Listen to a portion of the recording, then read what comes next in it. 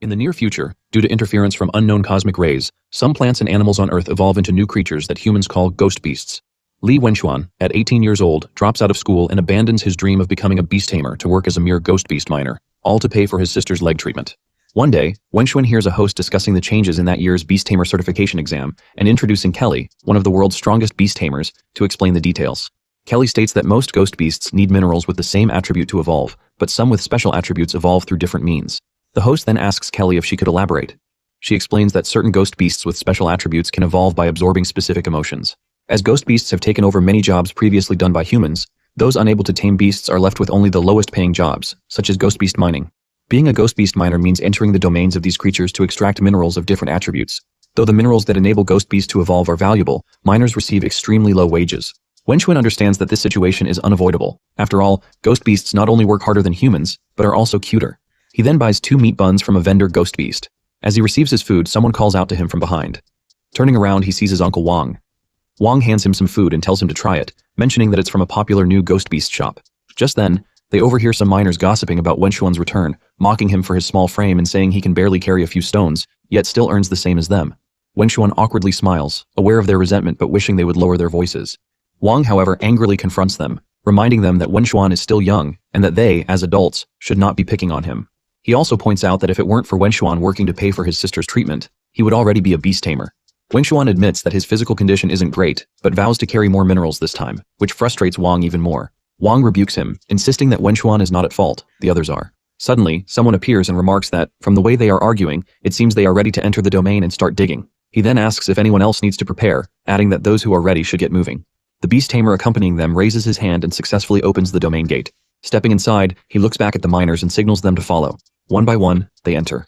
Wenxuan swears to himself that this time he will extract more minerals and silence his critics. As they prepare for the day's work, Wang asks the miners how they are organizing their teams. One miner sarcastically suggests that Wang take care of Wenxuan, proposing that they be placed on the same team. Another miner agrees. Enraged, Wenxuan protests that if they have an issue with him, they should leave Wang out of it. However, Wang stops him, saying they will stick together and that Wenxuan shouldn't worry about them. A while later, Wenxuan and Wang work on different sides of the mining site.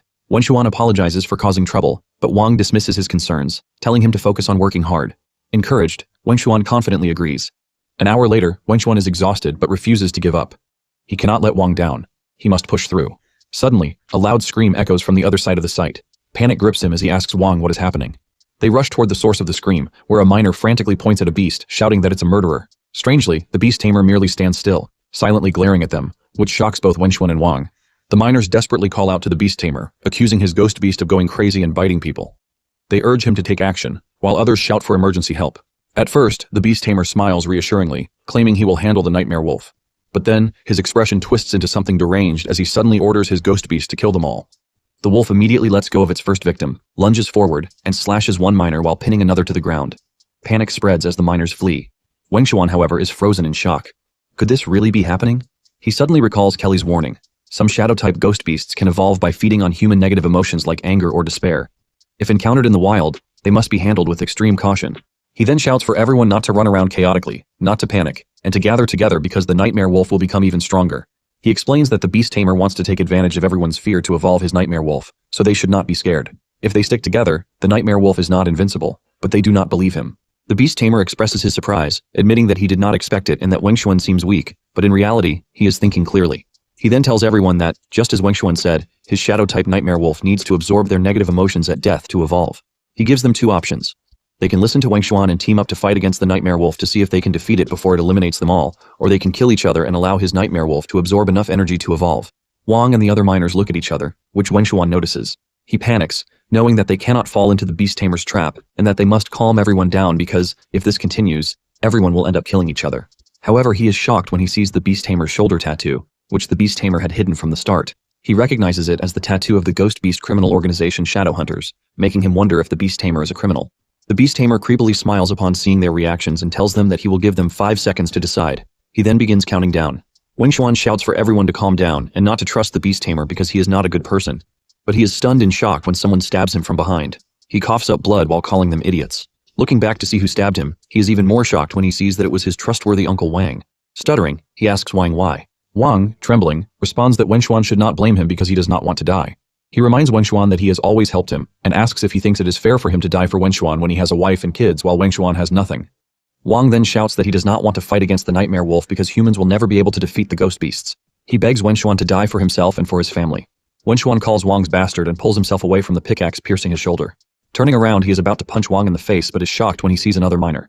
Before he can react, the miner strikes him in the face with a pickaxe, making him slam down onto the ground. He curses all of them, but they simply walk closer, ready to kill him. As he lies there, he sees the miners attacking and killing each other while the beast tamer praises them and orders his beast to absorb all their negative emotions to reach its next stage. The beast tamer is amazed, realizing that the energy generated by their mutual slaughter is greater than what he would have obtained by killing them himself.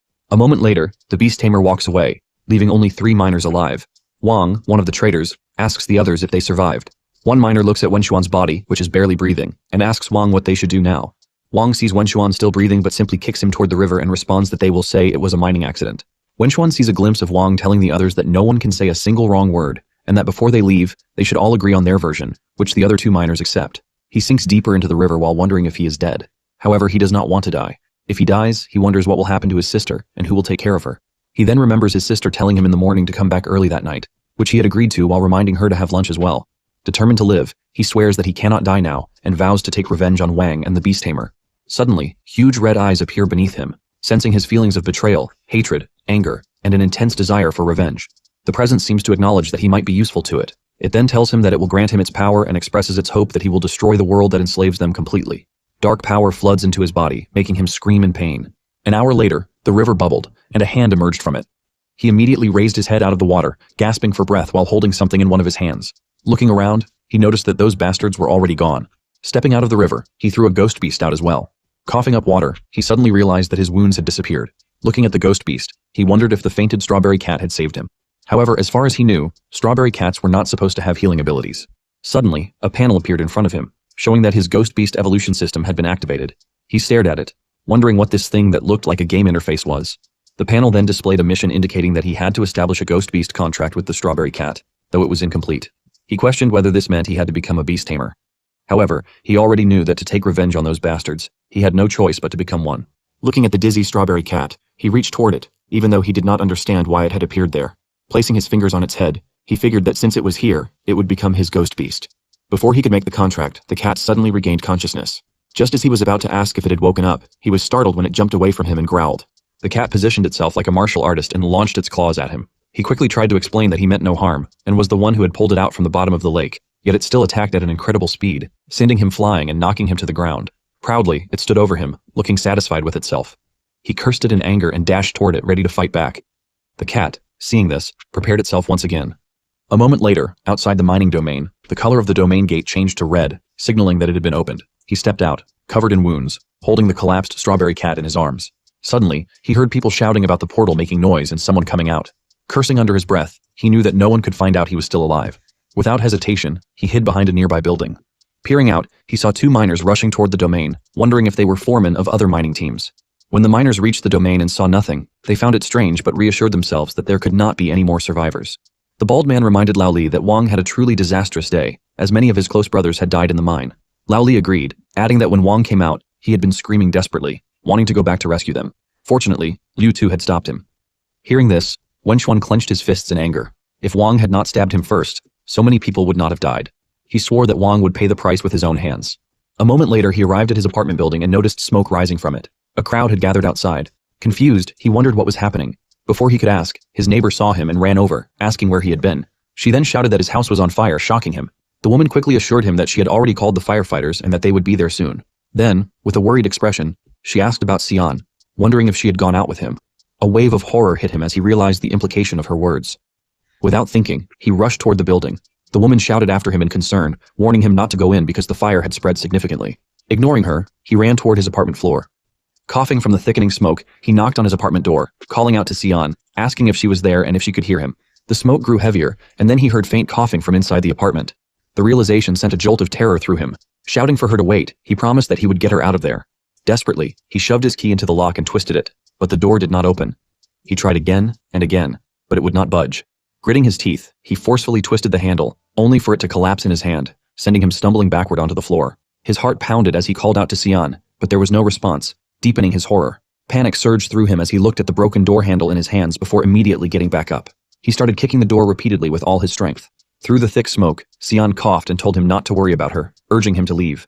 But he did not stop. Desperately, he shouted for someone to help him, begging them to save his sister, emphasizing that she was only 13 years old. Just then, the panel displayed a message indicating that Strawberry Cat had absorbed the energy of anger and was about to awaken, and began counting. At that moment, Strawberry Cat suddenly woke up and immediately stood on its feet. Without hesitation, it took a martial artist's stance in front of the locked door. Then, with a single powerful strike, it launched its paw forward and successfully shattered the door open. Inside the apartment, Xian, who had been right behind the door, stared in shock and fear. Wenchuan looked up to see Strawberry Cat standing proudly, a smug expression on its face. For a moment, confusion crossed his mind. Later in the forest, the beast tamers were gathered, discussing their achievements and future plans while he sat at the side with his Strawberry Cat. He knew that he needed to find a powerful ghost beast as soon as possible and become a beast tamer. Only then could he keep his sister safe. 12 hours earlier, Xian was patting Strawberry Cat, which visibly irritated it. She asked him if something like that had really happened and whether they should call the police. He replied that they could not, explaining that while Wang was easy to deal with, if the beast tamer found out he was still alive, he would definitely come to kill him. He then reassured her that he would not let her be in danger again. Back in the forest, the beast tamers teased him for making a contract with a Strawberry Cat. They questioned whether he had really used one of his 2 precious beginner beast tamer contract slots on a Strawberry Cat, while the cat itself was busy eating beside him. Ignoring them, he focused on the flame-horned bull, a level 10 fire attribute ghost beast without any rare attributes. He wondered what was up with these kinds of ghost beasts and why they seemed so weak. Then, he noticed an ice dog with an ice attribute, level 8, but possessing 2 attributes, and a cuddly rabbit with a plant attribute, level 6, but with only 1 rare attribute. His gaze shifted back to Strawberry Cat, wondering if there was something strange about it. Unlike the others, it had no listed attribute, was only level 5, yet possessed 4 rare attributes. The thought made him question whether those attributes truly belonged to the Strawberry Cat. Suddenly, a man ran toward them at full speed, shouting for help, claiming there was a second-rank ghost beast in the forest. The others questioned him, expressing their doubts, as the forest was supposed to be a low-level ghost beast area. They found it hard to believe that a second-rank ghost beast could be here. However, they quickly realized that if they managed to capture it, they would become unbeatable among beginner beast tamers. They then turned to the blonde man and asked if he knew what type of ghost beast it was. The blonde man responded that it was too fast, and that he had only caught a glimpse of its shadow for a moment. But he guessed that it was a second-rank lightning cat. His words shocked everyone, and in an instant, they all ran into the forest, eager to catch it. Watching them, Wenchuan decided that it was best not to get involved in this mess. He had no desire to run into someone like Wang again. He stood up and told Strawberry Cat that they should go catch a ghost beast. Strawberry Cat glanced back at him for a second but continued eating, frustrating him. Annoyed, he thought to himself that he needed to find a ghost beast that would obey him completely. Picking the cat up, he told it to stop eating and get to work. A minute later, as they walked deeper into the forest, he shouted at Strawberry Cat, telling it not to run aimlessly. He explained that even though this was a low-level ghost beast area, it was still dangerous. However, the cat continued jumping around, ignoring him. Growing irritated, he ordered it to walk properly, but it only smirked at him, making him even more frustrated. He could not shake the feeling that it was doing this on purpose. Just then, he hit a thin thread hanging in the air. Confused, he barely had time to react before it snapped. His eyes widened in horror as a candy spider appeared in front of him, landing in his path. Fortunately, he jumped away just in time to avoid being crushed. Recognizing it as an enraged candy spider, a level 8 plant attribute ghost beast, he turned and ran. None of it made sense. Candy spiders were known to be incredibly peaceful creatures. He wondered if he had accidentally triggered something while passing through. Glancing back, he stopped in his tracks when he saw Strawberry Cat taunting the candy spider. Realization struck. Strawberry Cat was the one to blame. The candy spider screeched in anger, making them tremble. When the spider charged at them, Strawberry Cat unexpectedly leaped forward to attack. Panic surged through Wenchuan as he called the cat stupid, questioning how it could dare to fight a level 8 candy spider when it was only level 5. The spider spat out its web, wrapping it around Strawberry Cat, making Wenchuan finally understand why no beast tamer wanted a Strawberry Cat. Rushing back, he grabbed the cat and ran at full speed, leaving the candy spider even angrier. For a moment, he was too focused on running to think about anything else. Then, looking back, he noticed that the spider was still chasing them. The spider then spat venom at them, but luckily, he jumped just in time to dodge it. However, confusion set in when he realized that he had jumped too far. His stomach dropped as he looked down. He was off the edge of a cliff.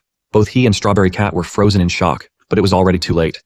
The two of them plummeted off the cliff. The candy spider stepped closer to the edge, peering down, its anger still burning. Suddenly, a powerful stream of water shot toward the spider, startling it.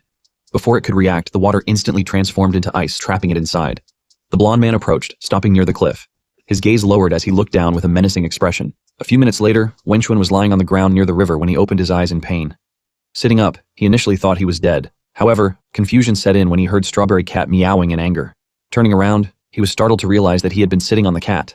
Quickly lifting it up, he apologized and asked if it was okay, but the cat simply glared at him.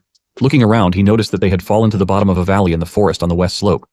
A moment later, Strawberry Cat screamed in anger and punched a sheep nearby.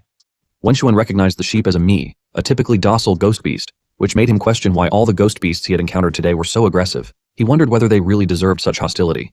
Turning back to Strawberry Cat, he watched as it feigned ignorance, which irritated him even more. Sometimes he felt like punching it himself. Looking at the collapsed sheep again, he noticed that even though it was unconscious, it remained in a state of rage. That realization made him suspect that something was not right. If the issue was not with the ghost beasts themselves, then something was affecting the entire valley.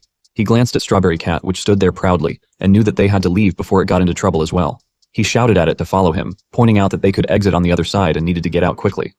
However, the cat simply turned around, making him wonder if it had already been affected.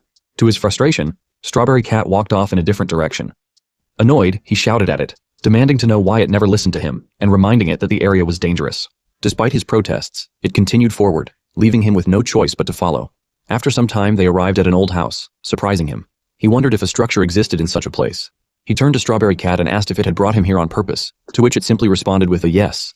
He then noticed that the windmill on the house was spinning due to the presence of red smoke, making him wonder what it was. Suddenly, a loud and powerful growl echoed around them, filling him with terror. He questioned what kind of terrifying creature could be making that sound. However, Strawberry Cat signaled for him to go inside the house.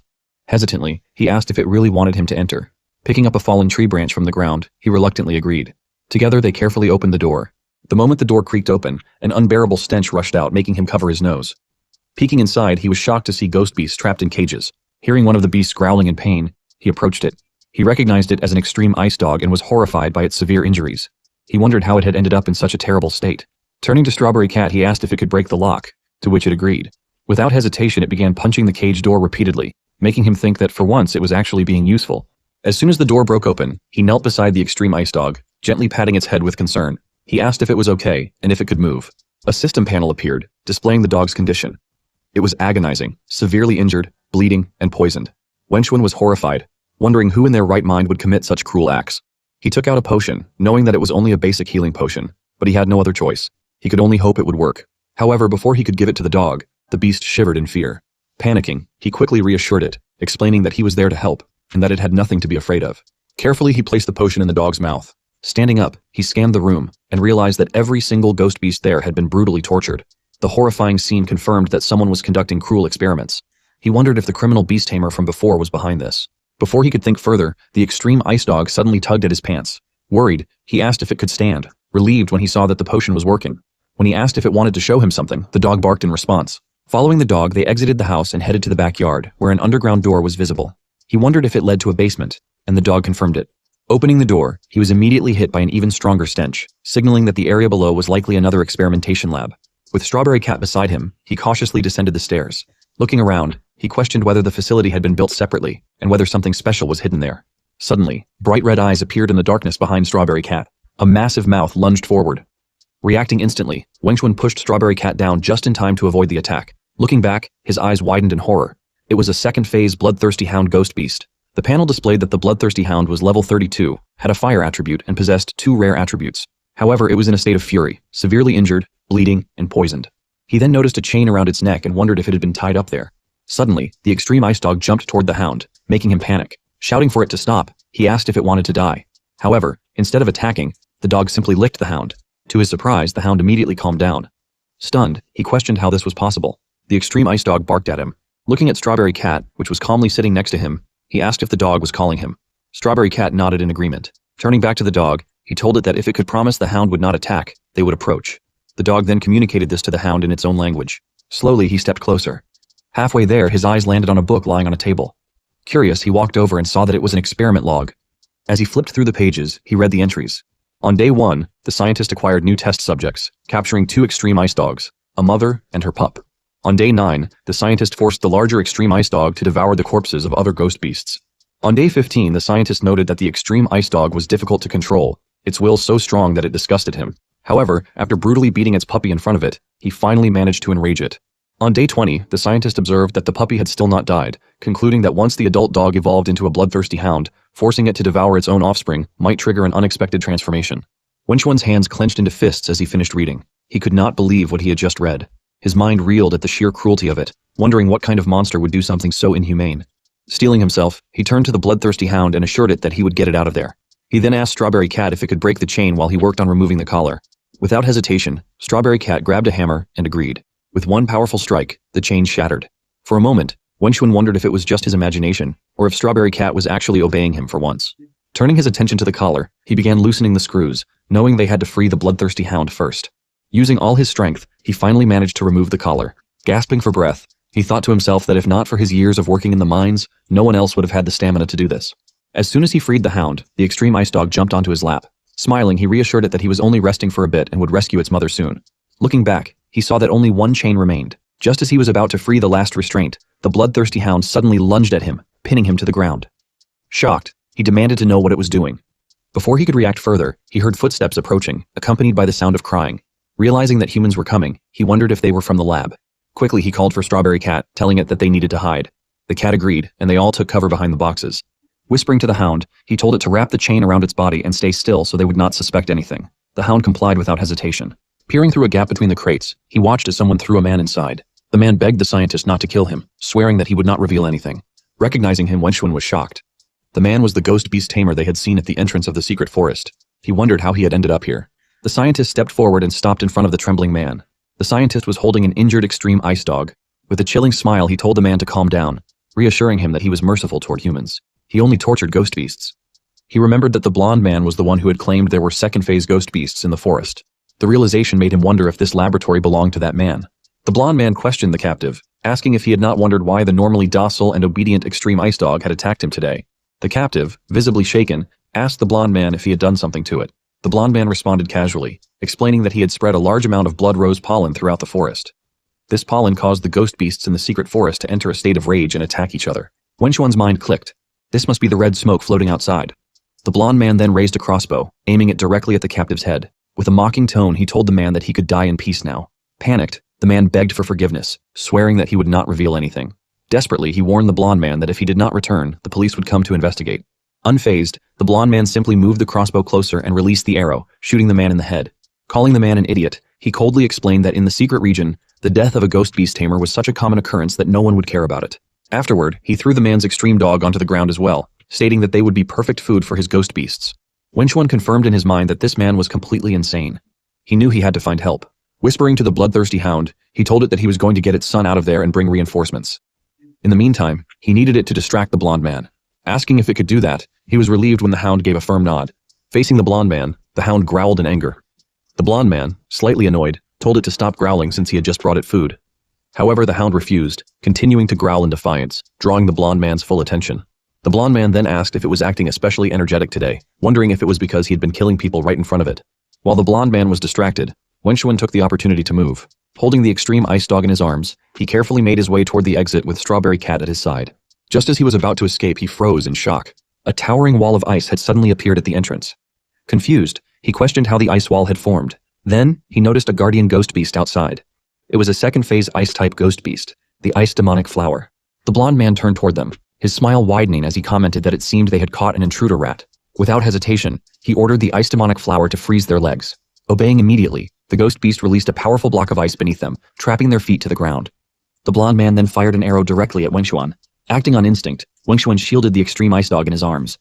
Fortunately, before the arrow could reach them, the bloodthirsty hound shattered it with a powerful strike. Wenxuan was startled, but the blonde man was even more shocked when he looked up to see the hound standing in front of him, burning with rage. The blonde man wondered how the hound had escaped and peeked to his side, where he saw its collar open. He then shouted at Wenxuan, asking if he knew what he had done, yelling that the rabid dog would kill them all. Wenxuan responded that it was not certain, and told the hound that its chance for revenge had come.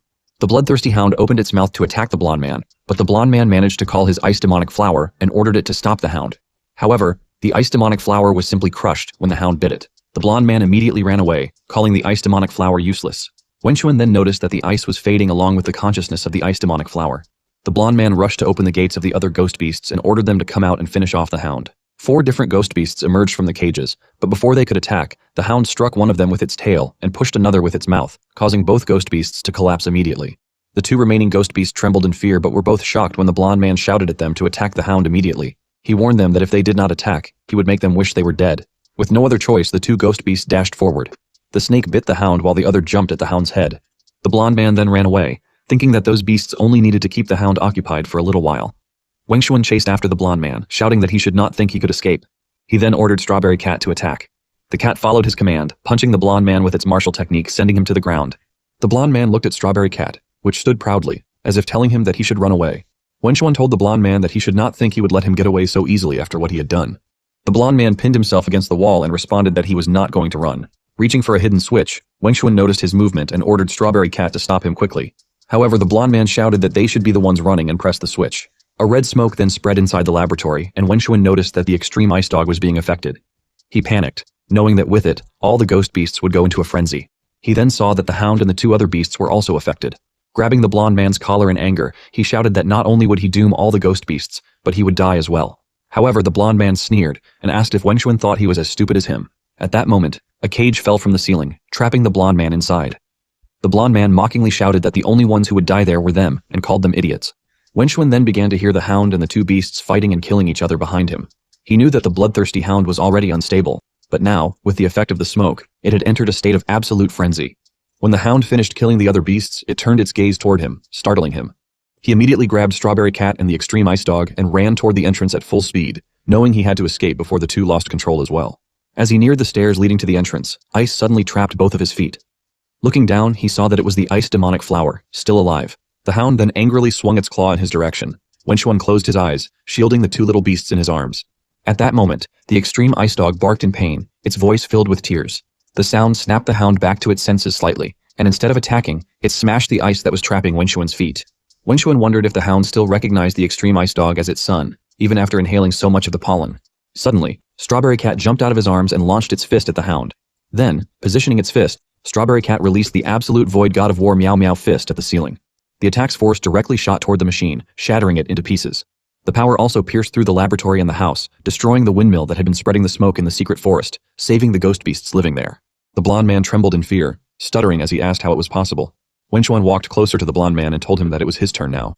The blonde man admitted that he was wrong and begged for forgiveness.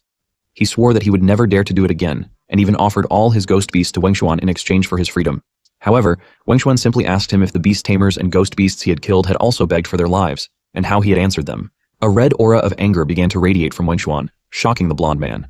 In desperation, the blonde man shouted, reminding him that if they dared to kill him, he would not be able to escape either. He warned that they would catch him and lock him up in prison. Wenchuan acknowledged that the blonde man was right about that, but calmly stated that in a territory as dangerous as this, it was normal for one or two beast tamers to die. At that moment, the bloodthirsty hound appeared behind him, filled with rage. The blonde man clenched his teeth, about to shout something, but Wenchuan said nothing and simply let the hound act.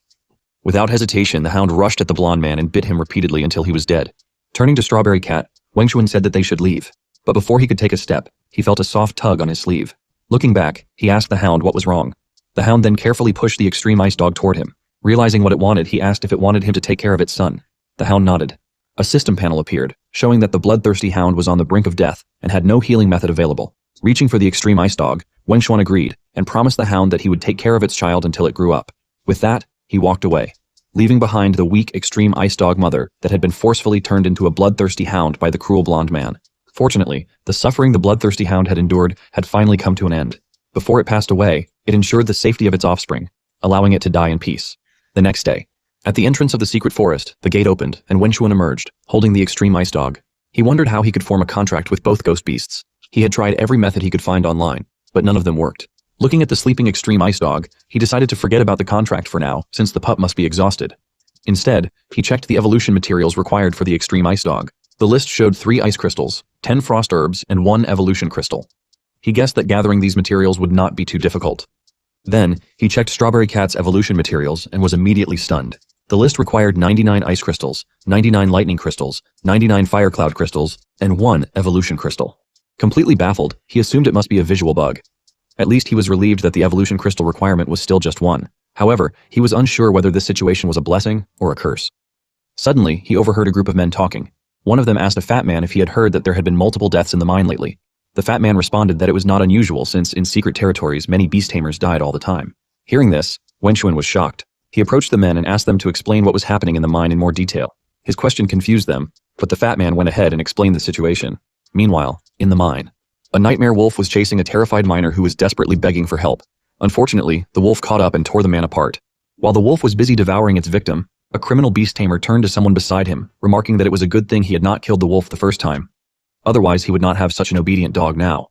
Standing beside him, Wang happily bowed and thanked the beast tamer for his compliment. The beast tamer acknowledged Wang's work, pointing out that he had already helped him kill more than 10 miners, and now, his nightmare wolf was about to evolve again. Pleased with himself, Wang responded proudly that it was the least he could do. The beast tamer then handed Wang a ghost beast, explaining that the organization had allowed him to give it as a reward for his performance. Wang accepted the ghost beast eagerly and asked if this meant he could finally become a beast tamer. The beast tamer confirmed it, reminding Wang that the organization never mistreats those who contribute. Overwhelmed with gratitude, Wang bowed repeatedly, thanking him. The beast tamer then ordered Wang to take care of the miners' bodies, adding that they would bring in more people the next day. Without hesitation, Wang agreed. The next day, in the forest mine, a group of miners had gathered. Wang, noticing a man in a hood, approached him and excused himself. Under the hood, Wenchuan observed the scene. He was surprised, though he had already expected Wang to approach him, knowing that Wang was the traitor among the miners. Wang then asked him if he was right that his clothes were new and introduced himself as the foreman of that mining team for the day, telling him that he should work hard. Wenchuan simply replied with a yes. Suddenly, someone appeared, calling out to him. A woman angrily shouted, asking how he could be so disrespectful to leader Wang. He asked her back who she was, and she replied that her name was Chen Li, and that she would be going down into the mine with Wang as well.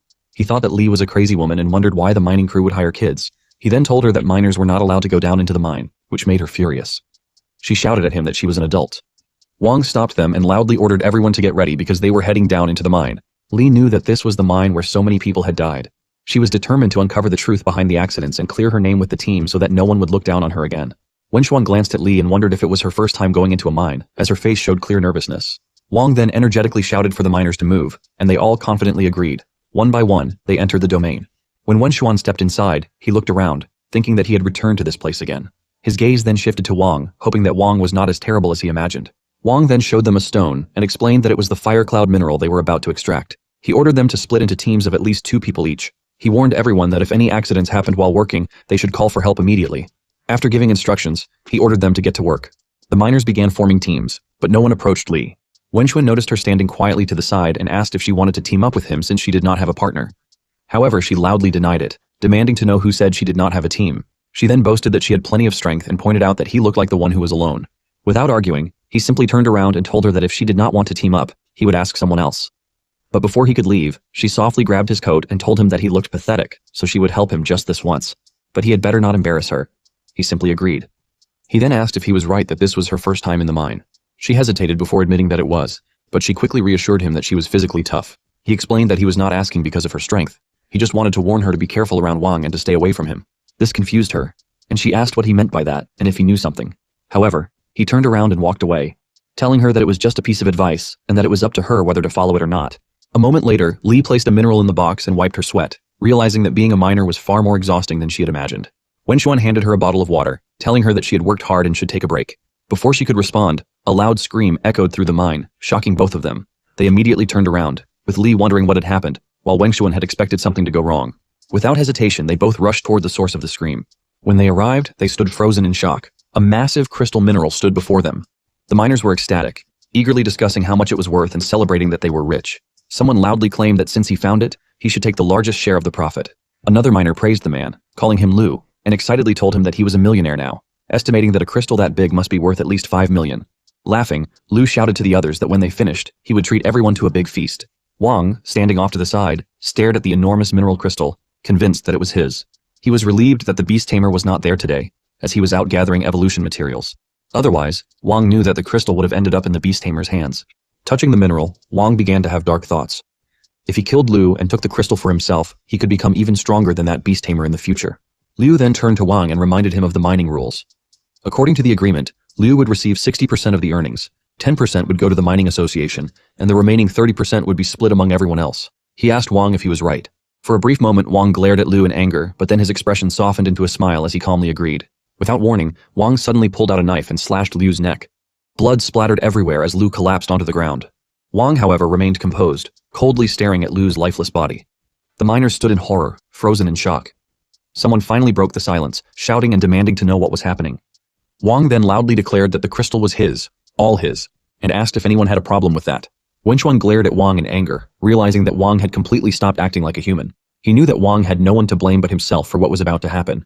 But before he could act, someone suddenly shouted Wang's name.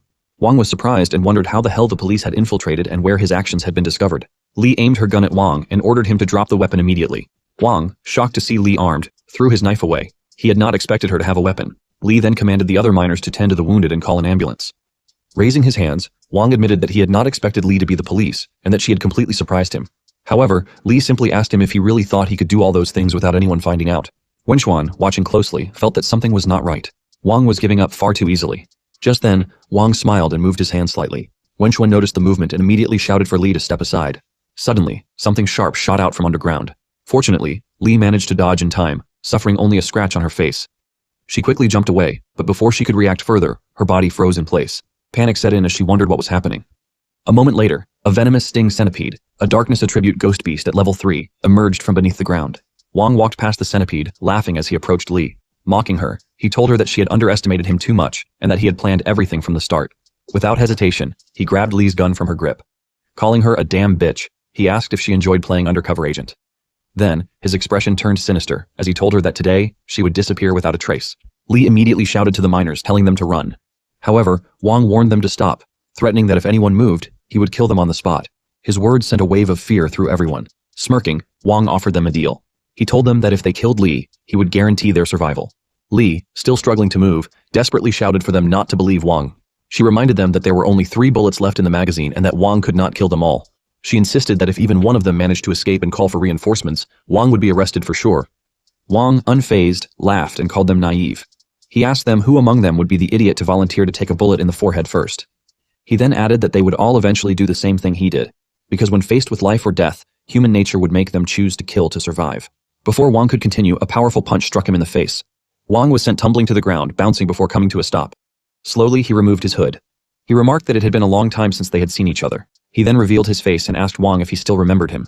Wang's eyes widened in disbelief. He recognized Wenxuan instantly and could not believe that he was still alive. Wenxuan asked if he had suspected he had survived. Wang explained that he had planned to burn Wenxuan's sister alive, but the next day there had been no reports of a fire, so he assumed Wenxuan had made it out. Teasingly, he told Wenxuan that he sure had a tough life to extinguish.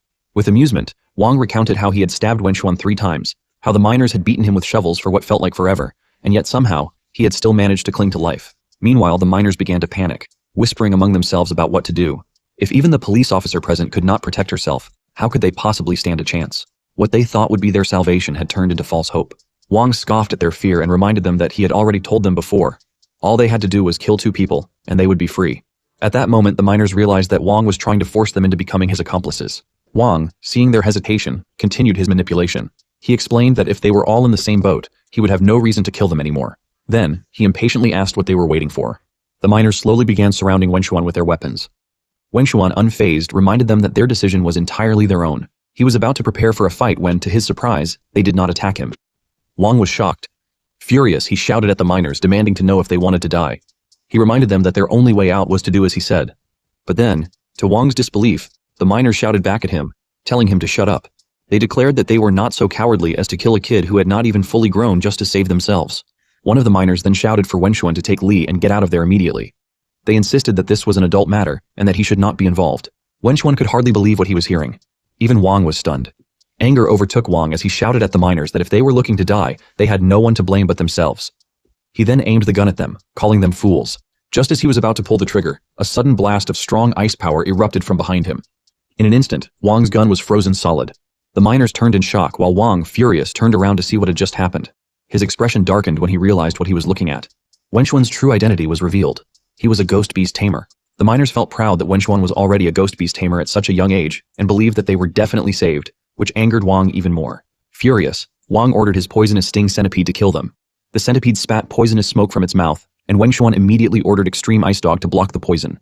The dog jumped forward and released a strong blast of ice from its mouth, stopping the smoke from spreading. The ice froze the poison, shattering it in the process and continuing toward the centipede. Unfortunately, the centipede managed to jump away in time to dodge the attack. The centipede then quickly burrowed underground, crawling beneath the surface, which shocked everyone. The miners warned Wenxuan to watch his step. Wang laughed at their panicked expressions and mockingly told Wenxuan that if he kneeled and begged, he might consider sparing his life. Wenxuan, unfazed, responded that no matter how much Wang pleaded, he would never spare him. Wang, enraged, called Wenxuan a fool and ordered the centipede to kill him. A sudden noise came from the ground beside Wenxuan as the centipede rapidly dug its way up at high speed, launching itself at him. Before it could reach him, Strawberry Cat moved at an incredible speed, kicking the centipede away. The centipede slammed against the wall and fell to the ground, collapsed.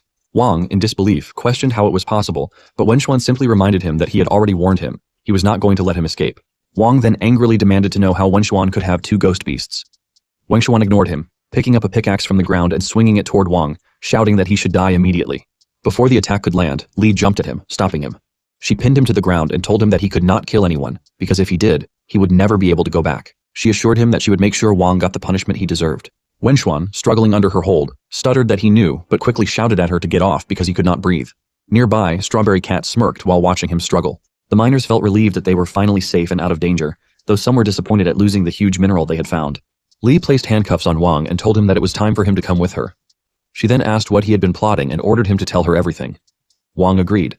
Li then told the others that it was best for them to leave immediately. Suddenly, the entire area shook violently. Wenxuan quickly realized that the mine walls had been damaged from the earlier impacts and could collapse at any moment.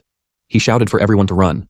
The miners followed his command and rushed toward the exit. Li, however, could barely move, still too weak to run. Suddenly, a massive section of the ceiling collapsed above her. Wenxuan reacted instantly, dragging her away just in time before she was crushed. He then ordered Strawberry Cat and Extreme Ice Dog to get Li out first, promising that he would catch up later. Both ghost beasts agreed and quickly led her toward safety. As they ran off, Wenxuan turned back, shouting for Li to escape while he went back for Wang. Li agreed. Just as Wenxuan was about to reach Wang, the ceiling collapsed behind him, trapping him inside. Li, standing outside, looked back in horror and called out to Wenxuan, asking if he was all right. Wenxuan reassured her that he was fine and urged her to run away, promising that he would find a way out. Behind him, Wang suddenly laughed. Mocking Wenxuan, Wang shouted that he deserved this and teasingly pointed out that after all his efforts he would die here with him, as his companion in the grave. Wenxuan remained silent for a moment, then slipped his hand into his coat pocket. His expression turned cold as he reminded Wang that he would never forgive him. Wenxuan explained that he had not killed Wang not because of mercy, but because there were too many witnesses. Wang's smirk faded. Realization struck, and he stuttered as he asked what Wenxuan meant by that. Wenxuan pulled out a gun and answered his question. He was going to kill him.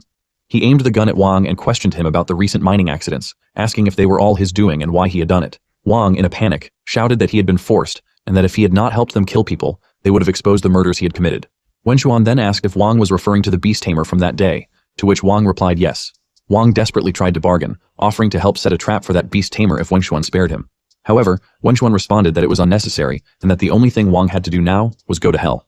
Without hesitation, he fired the gun at the ceiling above Wang. The impact caused the ceiling to collapse, and Wang stood frozen in shock as a massive stone came crashing down toward him. In his final moments, fear took over, and he called for help, but it was already too late. The stone crushed him completely. As the dust settled, Wenxuan saw Wang's lifeless hand sticking out from beneath the rubble, confirming his death. He coldly remarked that Wang only knew how to call for help when it was his turn to die. Without sparing another glance, he turned away, muttering that Wang was nothing but trash. Looking toward the wall behind him, he failed to notice the dark smoke rising from Wang's corpse. The smoke slithered through the air and pierced through the stones. Meanwhile, outside the cave, Li shouted for everyone to keep digging, reminding them that Wenxuan and Wang were still trapped inside. Strawberry Cat and Extreme Ice Dog were also helping to dig. Suddenly, Strawberry Cat's ears perked up as it noticed dark smoke emerging from the cave. Before it could react, the smoke forcefully entered its body. Strawberry Cat let out a pained scream before collapsing to the ground. The miners saw it faint and immediately rushed to help. Carefully lifting it, they moved it away from the cave, telling it to rest for now, and reassuring it that they would bring its owner back safely.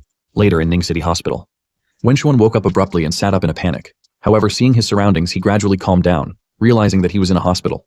Looking around, he spotted Extreme Ice Dog and Strawberry Cat sleeping beneath his bed. A sense of relief washed over him. If not for those two ghost beasts, he likely would have been buried alive along with Wang in the mine. His thoughts were interrupted by a knock at the door, followed by a voice asking if he was awake. A woman entered the room, prompting him to ask if she was the doctor.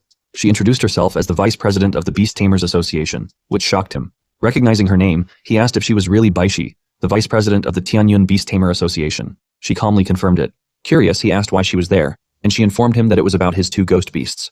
She explained that after conducting an investigation, they found that he did not have a beast tamer license, nor was he registered with the association.